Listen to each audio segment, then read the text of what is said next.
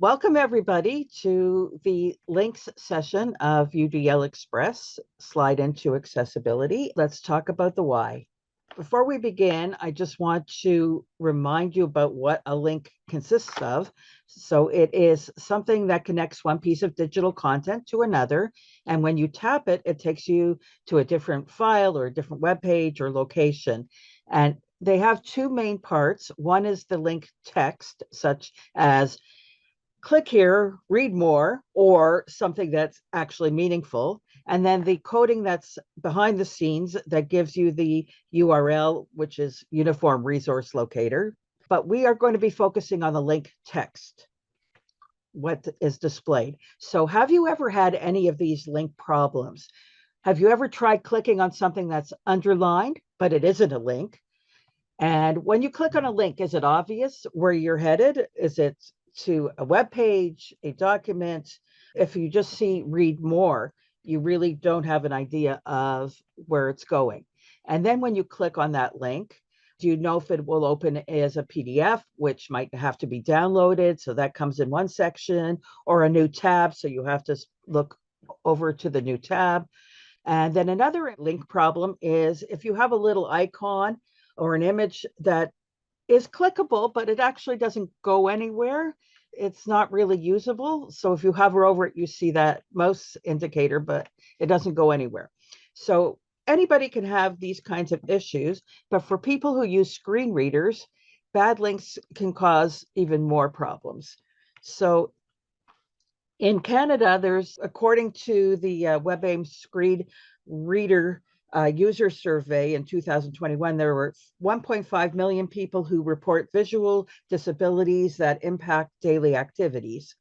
And very often you can consider that a proportion of our students also have that.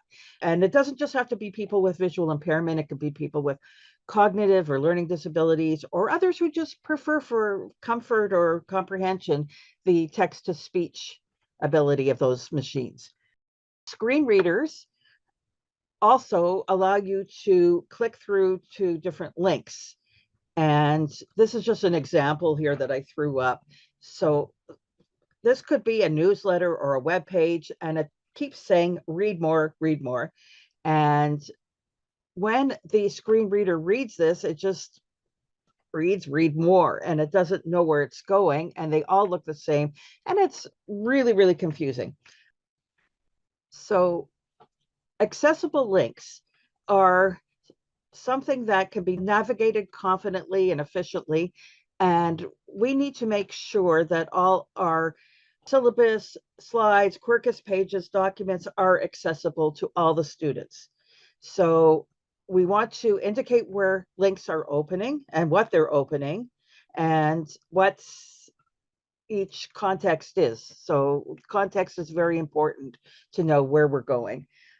Now let's talk about what are the best practices. So here I've got underline links. That was the first example I gave, that we don't want to use underlines unless it's for a link.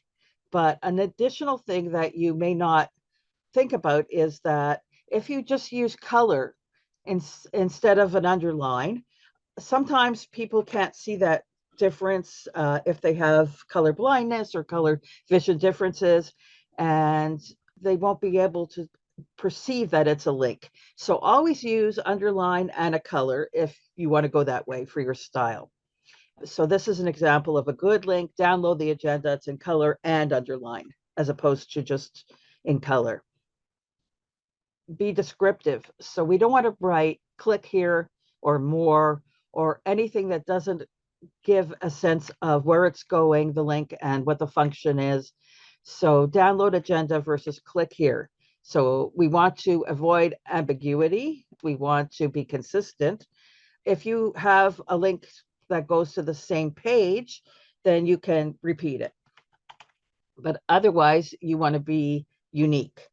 And clarity and isolation. That means you don't want to have to read the text that's around it, especially for a screen reader if you're just trying to navigate the links, because you're not going to be getting that text and the context of it. So the links should say where it's going, like download agenda for whatever you're doing, and be as concise as possible. And here's another one. If you use an icon or an image as a link, you need to have alt text. So there are different ways to do that, and I'll talk about that in a minute, but you need to have that alternative text to let the screen reader know where the link is going. So not just a standalone little icon, but to have that. An empty link that's a clickable element and contains no meaning really can confuse the screen readers. So we need to have alternative text, and it's even better if you put the function and destination. For example, that you're downloading a catalog that's a PDF. So not just what it is. Unique names for different links. So assistive technologies rely on having unique and meaningful information. And when you have these ambiguous read more, read more, read more, then it's just not helpful to know where it's going, and they won't be able to navigate if they're using this assistive technology. However, if you do have the same destination, you can repeat, as I mentioned. And then here's a little bit about long links and one tip on short links. So screen readers, the users will not be happy if they see a long SharePoint URL. Can you imagine this being read out and question mark, login, space, hints, equals? That's not helpful, and it can be very frustrating. So you want to not use that whole long name. Very often in our Microsoft environment, it switches to the name of the document, but just be aware that you don't want to put it like that. You want to shorten it and be as concise as possible without sacrificing meaning. And some people like to highlight an entire sentence or an entire paragraph. You don't need that either, because it, again, will be too long, and nobody wants to listen to an entire paragraph just to find a link. So shorten it. And if it is a short website that people recognize, like www.google.com, you can use that. But be aware that you don't want to use long ones. And just on the a mention about short links, if you have a single letter or character or icon, it might be difficult for people who have hand coordination, any kind of physical limitation, to click on that if it's too small. So what you can do is enlarge it, enlarge the text, or just use a whole word. So it gives a bigger area to click on. And then a little bit about fixing links. So here's some examples again that I've talked about. So use underlines only for links, not headings, but also if you have just color, that doesn't work. Make sure you've got an underline in there as well. And use meaningful text, and avoid using the whole URL, the whole web link as text, unless it's short and obvious. Avoid empty links. For example, imagine that this pen is clickable, but it doesn't actually go anywhere. So avoid that unless you're using alt text option. And it's always good to indicate behavior such as opens in a new tab or opens as a PDF. And one thing that works really well in our environment, we have built-in accessibility checkers. CTSI website has a whole section on accessibility and talks about Quirkus, because there's a built-in accessibility checker.